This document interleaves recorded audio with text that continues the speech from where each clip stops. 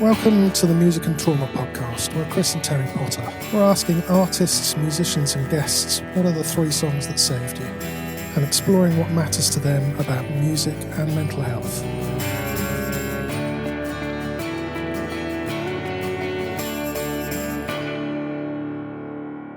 Yeah, you don't need to do anything. I'm just going to kick us off. Okay. Because I'm just going to say, hi, I'm Terry. And you're going to say... And I'm Chris. And I'm Dan, a.k.a. Casablanca. Yeah, but we've not introduced you yet, but there he is. He's already here. So introducing Dan. Dan is Dan Cavicchia, who is the man, the artist behind the musical project that is Casablanca. Italian-born and naturalised British, his 90s influenced rock is widescreen, dynamic and ambitious. And it deals with a variety of themes, often based around the gay experience. I've had the good fortune of helping Dan record some of these songs on and off over the last couple of years. And I have to say, it's been a real privilege to be involved. So welcome, Dan, and thanks for being here. Thanks for having me. I'm very happy, thank you. Thanks, guys. Well, you're making it really easy for us because you're so happy with it. And I can't tell you how good that feels to know, so thank you. And before we start, one thing that I feel is important is we just go around the room and just check in with each other just to see where we are. So I've got a few questions and I'll set you up for this. So Chris and I will do it first, and I'm going to go to Chris and I'm just going to say how or what are you feeling right now? You got one word, an emotion word. It's got to be a pure emotion word. Yeah, so I knew you were going to ask me this question. And in the last couple of days leading up to this, the answer would have been apprehensive. But in the moment, it's actually excited. Oh, I love that. Yeah. I'm feeling a lot more relaxed than I thought I'd be, thanks to Dan. We've had a lovely breakfast and chilled out and chatted, which is really nice. There are 2 emotion words because excited is also in there, as I've already said. So, and in my body, there's a multitude of things going on, but it's like a bit of a mix-up. Not quite settled because I feel like I want to do right by you in this session, but it's all good. It feels good. So I don't think I need anything else to be comfortable with that. And so how do you feel about answering the question, Dan? Yeah, I can do that. One emotion word for how you're feeling I'm right happy. now. Happy, Yeah, awesome. I'm feeling very happy to be doing this thing because I really believe in what we're doing. So that's my main emotion. Honestly, when it comes to my body, I'm still feeling a little bit tense because it's a bit of a first Understandable, for me. right? So I've got a bit of that, but I feel at home, so I know it's just going to take a few minutes and I'll be all right, you know. I love that. I love that you're being so open and upfront about it. Just to set the scene for anyone that's listening, like right now we're sat in the Potting Shed studio, Dan and I on the sofa, Chris in a cosy armchair, all mic'd up. It is our normal domain, and Dan, you're very familiar with this setting, but also it's our usual domain in quite an unusual setup. Let's start with a couple of easy ones. Okay. What's been the driving force behind Casablanca and how did this happen? So I think it's a bit of a weird one because I started making music when I was really young. I was maybe like 11, and I kept going for like almost like 20 years, I think, you know, like a bit less than that. But I never kind of stopped. And I kind of got to a point where I felt that my relationship with music was not genuine anymore. I was very much like targeting some kind of success or something different from like what it should be. Right. And so I realised that, acknowledged it, and I was like, you know what, I'm just going to stop. I'm going to take a break and I'm going to look inward a bit. And I stopped for like 6-7 years. I was actually in Bali right before COVID in a co-living space, and we started playing guitar one night because it was raining, and a couple of girls from that place told me like, oh wow, this is different. We really like what you're doing. Why don't you do that properly? I was like, well, I used to, but I've taken a long break, you know.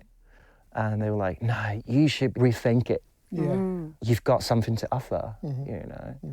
And I remember going to sleep that night, I was like, with, I don't know, a punch of like life. I kind of forgot what I was doing, what it felt like one of the most important things in my life.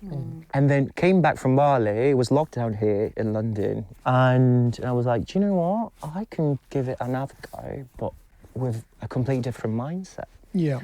Let's see how it is to make music with a strong purpose and For all the right reasons. And I was like, I want to be myself like 100%.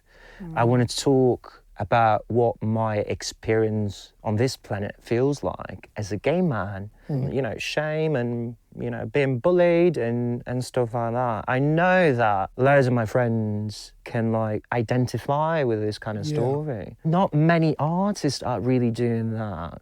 When it comes to queer artists, there's more of a conversation about like pride and glitter and stuff like that, which is great, it's part of it. But how about all the trauma that comes with it? Wow. So I was like, that's what I want to do. That's great. Yeah, what a beautiful beginning for the work that you're creating.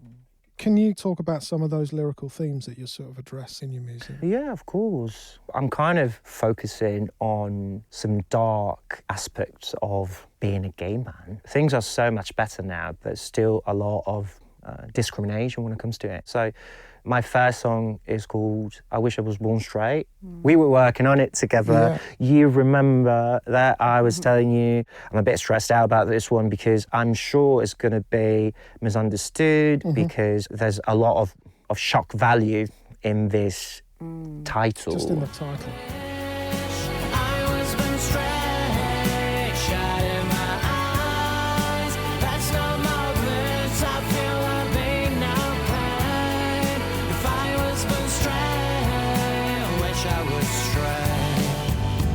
The core of that song is not really about like, you know, I regret being a gay man. Not at all. It was not about being like homophobic, you know, about anything. It was more about, you know, I found myself throughout the years navigating relationships in the gay community. And the fact that it's become a bit of a forced format, again, to be in an open relationship. And gay men have been, you know, rejecting structures from the straight community, like monogamy and stuff like that, because rules are not good. But then we ended up creating another rule. And I found myself in that kind of situation so many times throughout, you know, the past few years. Everyone is different. Everyone has different needs. It's not supposed to be a certain way. Right. And we should be more understanding of it. And so that's why I talked about that. Why does it have to be like that? I think that was my main driving force behind Casablanca, actually, because it's about what fits the individual, isn't it? Yeah, but also I was coming out from like a really traumatic relationship. I broke up like 5 years ago, but that was a very important piece of my story. So I think that was the first thing that gave me, you know, like the energy to start this project. And then some other things, you know, like mental health in the gay community when it comes to all things related, when it comes to shame and stuff like that. And I decided to talk about also HIV, which is, you know, as I've explained, you know, I'm surrounded by a lot of friends of mine that are HIV positive and are really healthy and they can live a normal life. And unfortunately, this piece of information is not widely spread yet. Someone be kind, but he expects the same good life.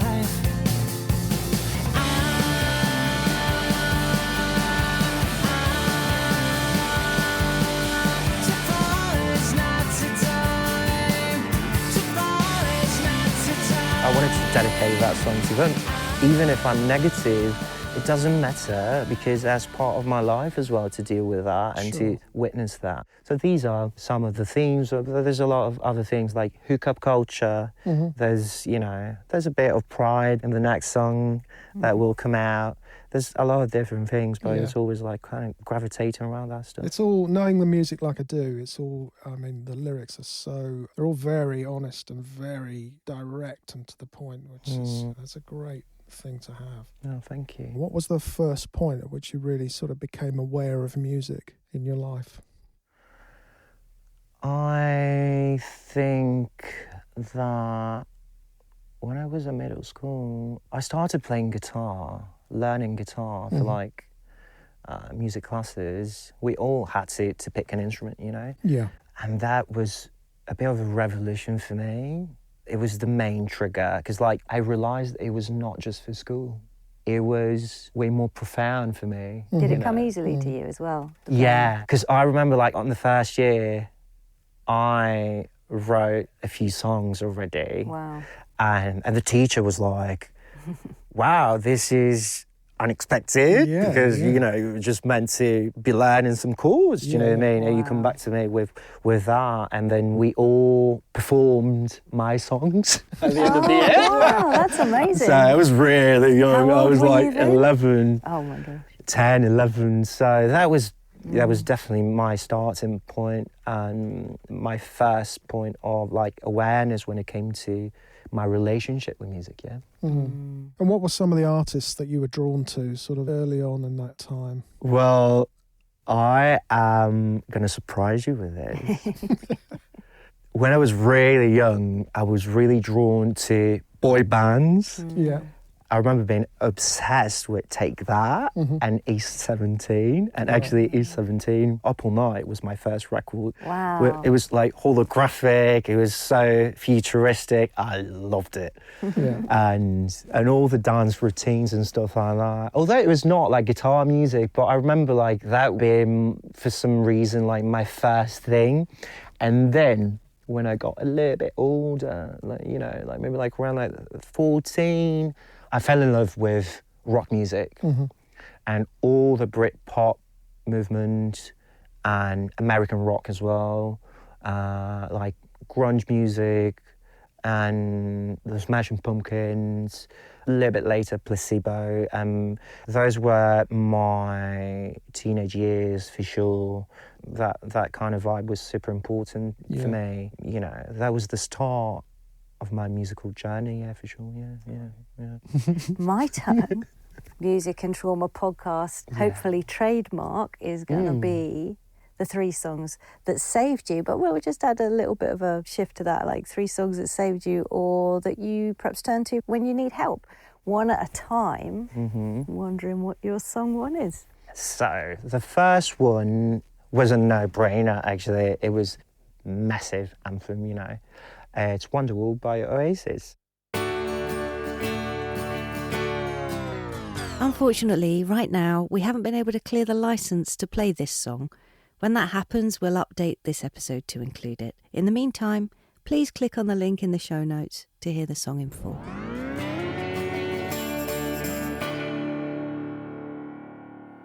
At that time, I think I was maybe like, 14, something like that.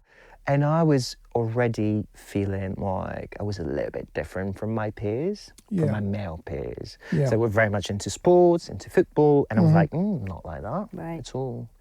I remember when Oasis came out with their second album, I was like, okay, that's my path. That's what feels familiar. It feels mine. Yeah. So, okay, I'm not that, what they're doing, but I'm that, you know? Yeah. And so it was a bit of a relief for me, you know? It kind of saved my life, you know, in a certain way. Because I was like, because, you know, when you're that young, you really want to fit in, you know? Yeah. And when you realise that you can't really fit in that way, I was like, okay, but I've got something though.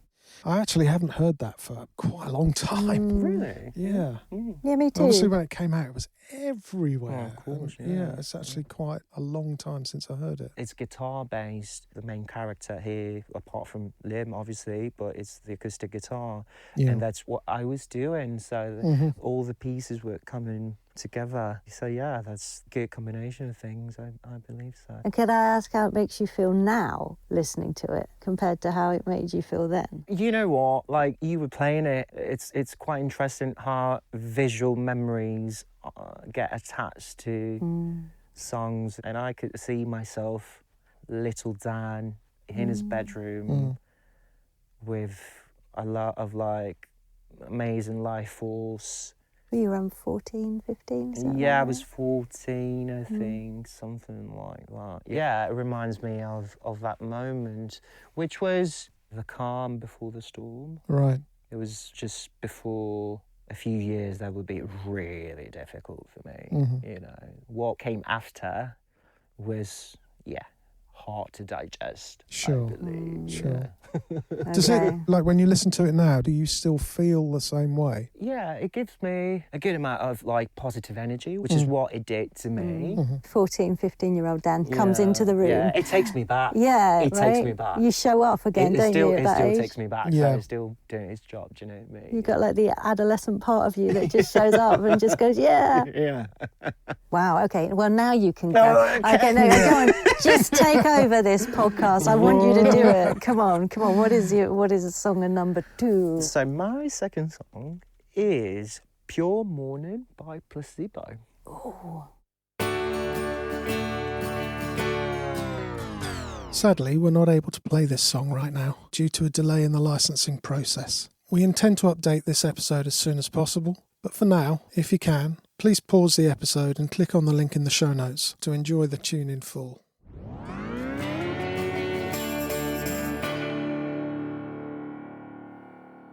I'm feeling like I heard authenticity, I heard edginess, which I didn't feel was in the previous selection. Some might argue that, but it also the honesty of the lyrics, but really direct, really to the point, really blunt. Yeah, it's good to hear that song again. It's been a long time since I've heard that. There is a real edginess to it, isn't there? Yeah, 100%. Well, like, I think this one hit a bit harder than the other one, to be honest with you. Yeah. Because it really connects to what I was going through around that time. Say, like, from 15 to 19 years old, those were the years where it was getting pretty clear that I was a gay man, you know, and I was queer, and everyone could see that, but I was still not ready to acknowledge it. Yeah. But the people around me, especially my friends at school, like, turned and kind of became my worst enemies. And so they started bullying me, but really harshly, do you know what I mean? And it was a massive struggle for me because, like, you know, I was like in a small village in northern Italy in the 90s, and being gay was definitely not an option, do you know what I mean? It was super conservative. It was not what it is now. And so it got to a point that was really, really hard to digest what they were doing to me. They would, you know, make graffiti signs and stuff like that throughout the village, just saying, you know, Dan is a faggot and stuff like that. I would find myself going to the bus stop in the morning to go to school, and everyone around me was reading that stuff, and I was witnessing that painful reality, which was like constantly around me. That's I can't even imagine. Difficult to cope with, isn't it? And then I would take the bus, and everyone would be screaming at me, faggot, on the bus, 7 o'clock in the morning before going to school, and then coming back home. It would be the same kind of game. Do you know what I mean? And you know, it was a lot to digest around that time. I was just really young. Was there any support at all in that? Time? So, well, you know, I did not, as I said earlier, I was not ready to acknowledge that myself. I was going to say, who did you tell? Who did you talk to? No one really, because I felt asking for support for me around that time would be kind of declaring that I was gay. Right. To go to my parents and say, well, they're taking the piss because they're saying that I'm a faggot, and it would kind of, you know, unmasking the whole thing. Yeah. So there was a lot of conflict there, do you know what I mean? Yeah. So I kind of withdrew and I kept silent about it, and I kept making music, you know. That was my relief, you know. So this song is very important. I said, like, it hit differently from Wonderwall because when I picked it, I was like, yeah, I know why it saved my life. But actually, what I was feeling now when you were playing it is all the anger. Right. The sound, the guitars, the edge you were talking about. There's a lot of nerve, there's a lot of rage in this sound. And that's exactly what I was feeling for what I was going through. So sound-wise, it was perfect for me. But I'll tell you why it saved my life. Because around that time, I saw Placebo, and as you know, like the guy was like, you know, gender bending, Yeah. cross-dressing, wearing like makeup, and I was kind of around the same time, even though they were like taking the piss, I was still like experimenting a bit with a bit of foundation or like skinny like tight outfits and stuff like that. And when I watched this music video on MTV, I was like, okay, so there's someone like me. Yeah. Yeah. I had a bit of a sense of belonging with this. That's Sort how of I made it saved a my bit life. safer, yeah. And I was like, okay, I'm not alone. I'm not wrong. You know? So Yeah. important. So that was such an important thing for me.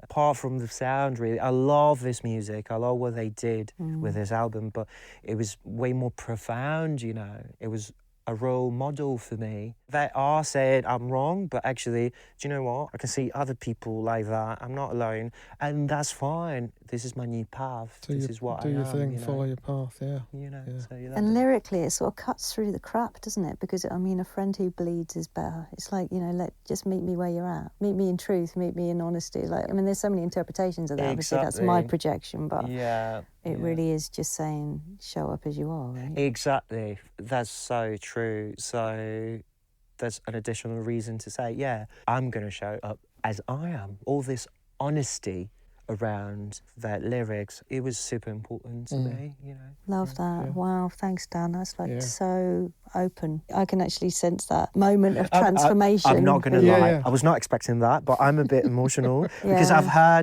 I've played Placebo so many times, but in this setting, environment, what we're talking about, I'm focusing on the hidden meanings, how they connect to my personal story, and obviously, this tune takes me back and Can I hits ask really you- hard. Can I ask you, when it hits really hard, what that feeling is like right now? You know I'm going to do that. And you can go, no, Derry. Of no. course, yeah. The feeling is a bit overwhelming, not gonna lie, you know. I am on therapy. My therapist, he's a gay man as well. Amazing guy.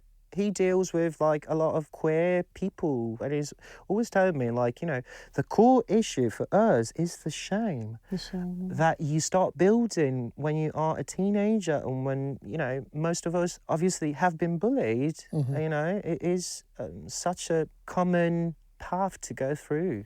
Yeah. And so, what was I saying? No, you know what? Here's the thing, though. Sometimes we tune out because we are overwhelmed. And like in those moments, and it's okay. I think that like that tuning out thing is happening. It's just there to protect you for a moment, because that was all a little bit too much for a moment, and that's okay. But do you know what? I'm very happy that I'm feeling that, because I'm still working on it. Okay, so that's why it is a little bit overwhelming. It's kind of like, you know, being thrown back to that moment, which will always be with me. It will always be a wound. Yeah. That we can't cure, but we can manage.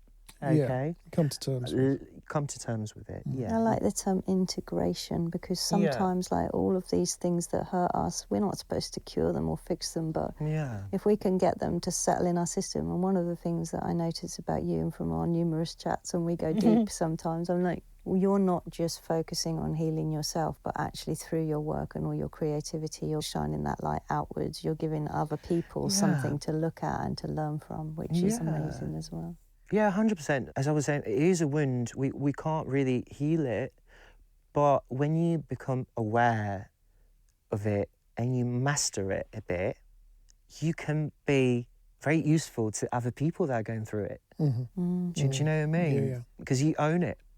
And you can offer support. Dare I throw in the possibility that it might even be the reason we're here, is to like take on these trials and learn something about them and then turn it back outward, you know?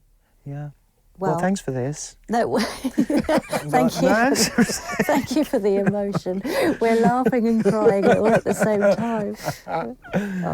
I'm quite happy, actually, that although it is painful, it's always nice to feel alive and be able to realise all the work you've been doing, you know? Because, like, I know what that is, but I know what that means.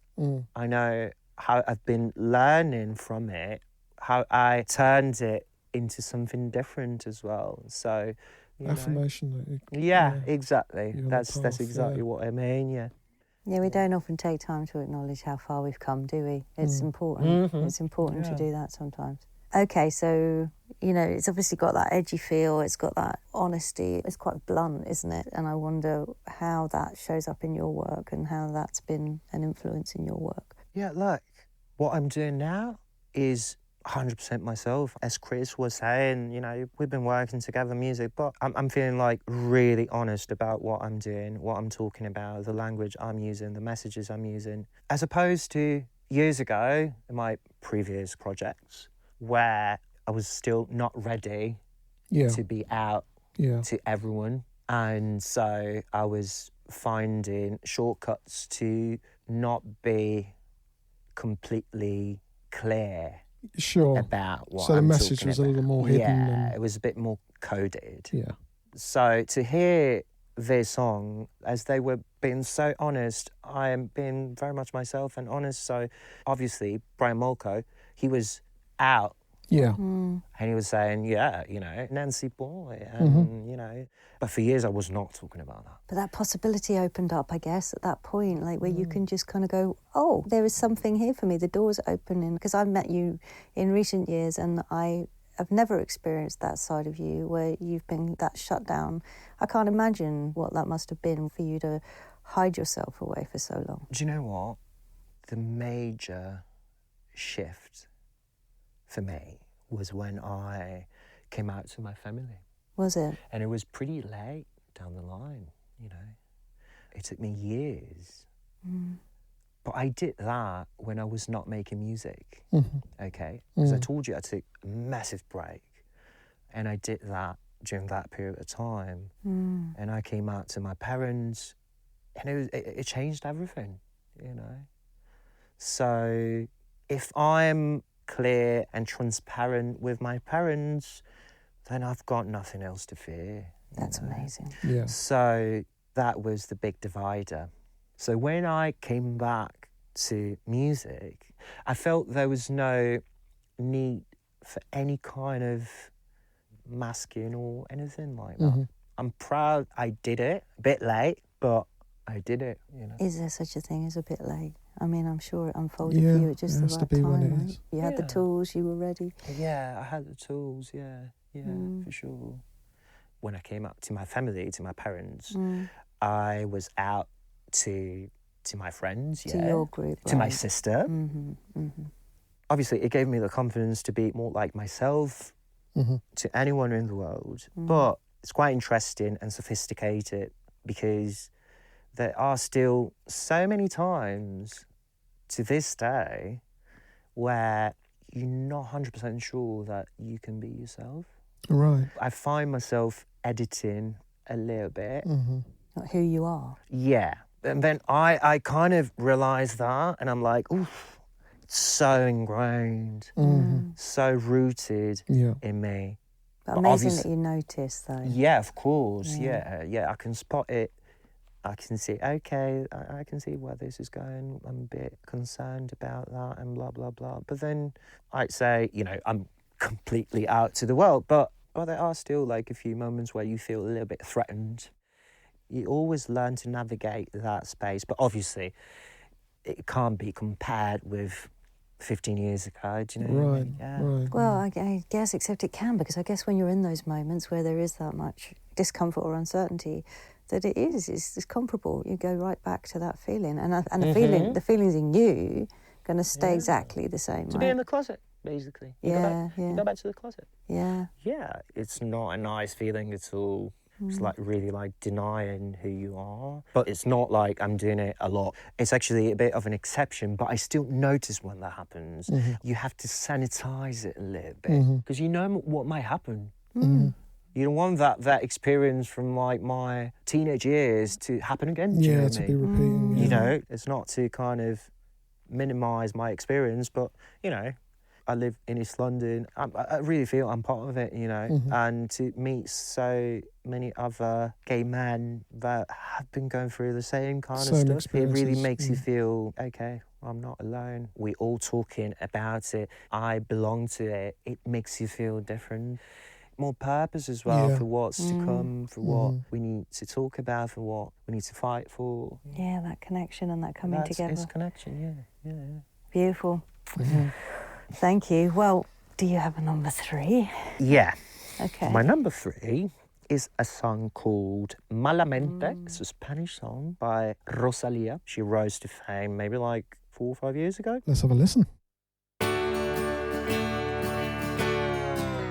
Unfortunately, right now, we haven't been able to clear the license to play this song.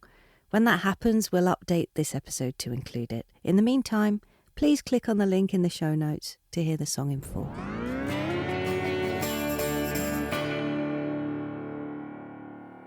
We were both just laughing because we had things to say and we didn't want to say them before we got on the recording. What I read there is it's like an experience of living hypervigilantly, like not knowing what's coming next. Do you know what? I feel like music is so incredible because I don't speak Spanish. Right, you don't speak Spanish, no, so you didn't even know the lyrics of that exactly. song? Oh my gosh, okay. And I just had to look at the translation on the internet. It's so uncanny how we can connect with something. I'm reading the lyrics and they are just so incredibly close to my feelings, what I was going through with my ex-boyfriend. So music can touch you without the need for like clear language. It is very important to me because I had just broken up with my ex-boyfriend. We were together for a year, and every chapter of this album is about a different aspect of that toxic relationship. Oh, wow. That experience, honestly, has been like 5 years already. It's been one of the most important experiences of my life in terms of like trauma. You know, not as important as being bullied when I was a teenager because that shapes you for life. But the damage on my well-being, on my heart was so intense and so heavy that, you know, I'm still working on it.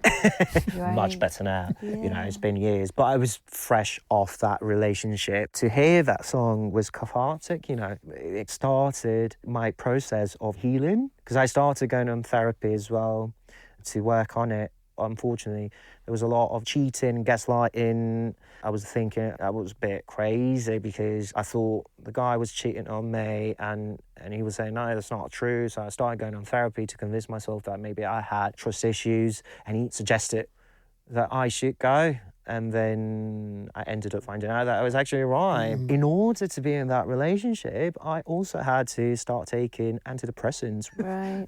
Just to be there, really just to cope with it. Really f***ed up. So, although it was just a year, it really scarred me. Yeah.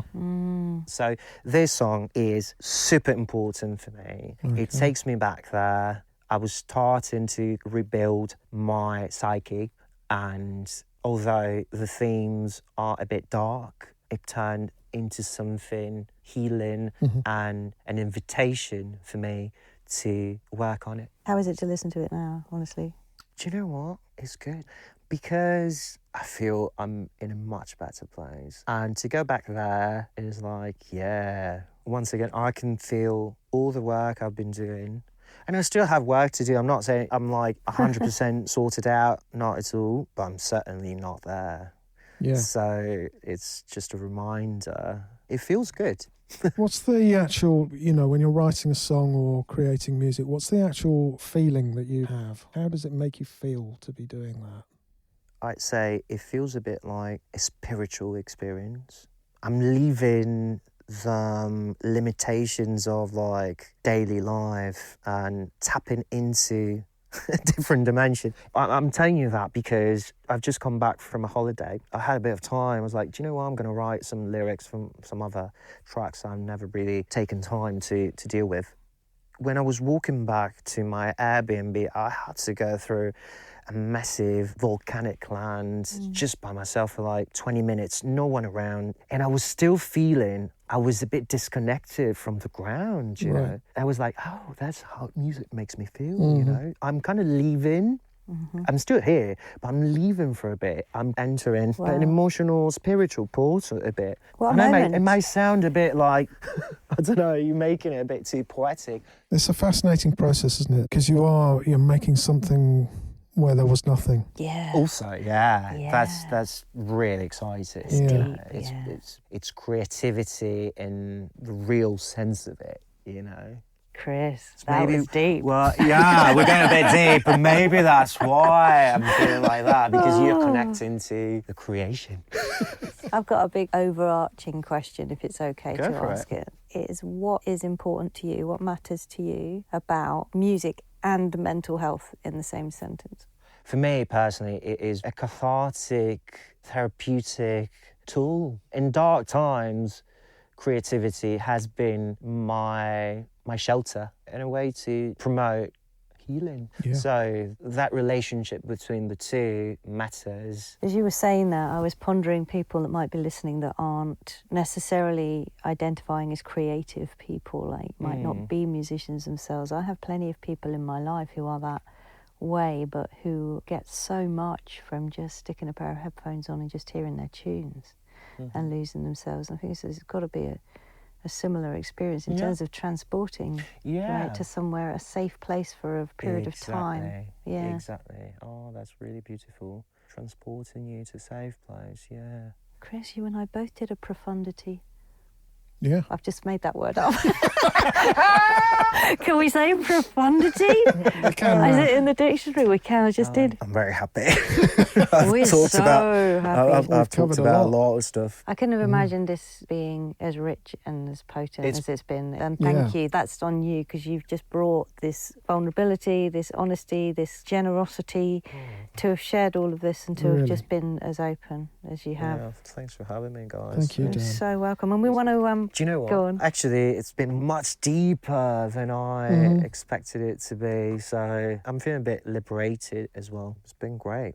I want to give a shout out to your new single coming out. Yeah, my new song is called What I Know, and it's the first one that's going to be a little bit positive. Because I've been talking about, like, you know, some dark in the past. Yeah, but I can't get those loops out of my head, so by the way, for your tunes that I've heard. So I'm just like this. when you say that, it's dark and it's also really catchy. So thank you. No. It's about pride. It's about gender identity in a positive, uplifting kind of way. It's like screaming that kind of stuff to the world, but there's more light than darkness as opposed to my previous releases. So yeah, I'm quite excited about that, guys. Very excited too. I'm really excited to see the video as well, because you're really incredible at cinematography, and we're going to put links to your Instagram and all your other links will be on the page. But yeah, check out all of Dan's work, because it will really surprise you and take you to places that you weren't expecting to go in a really good way. Thank you.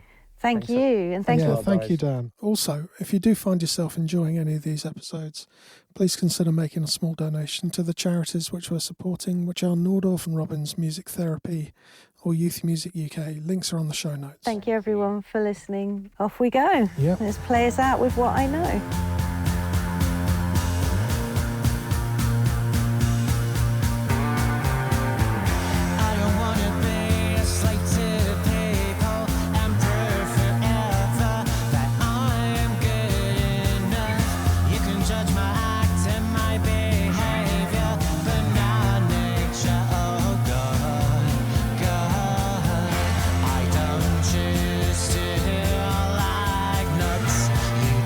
Choose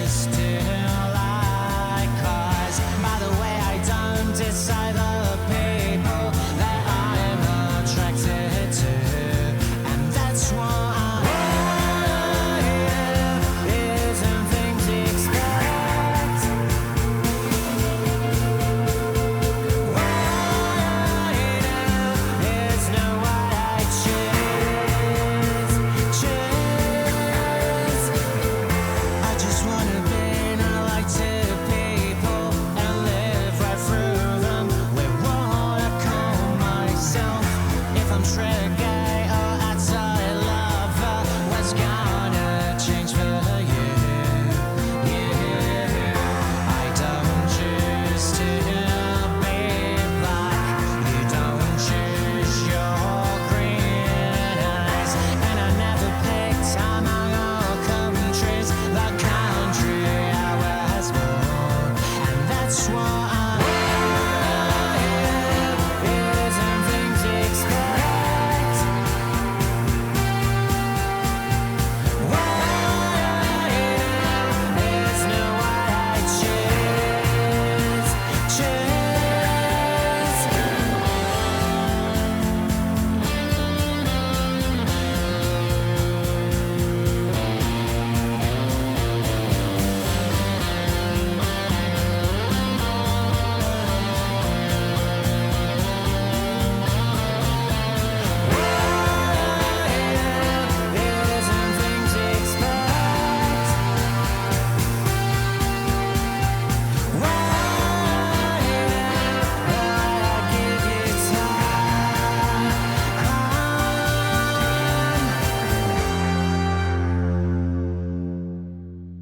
Okay, here's the legal stuff.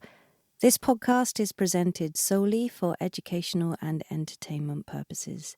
We are not licensed therapists, and this podcast is not intended as a substitute for the advice of a physician, psychotherapist, or other qualified professional. See you next time.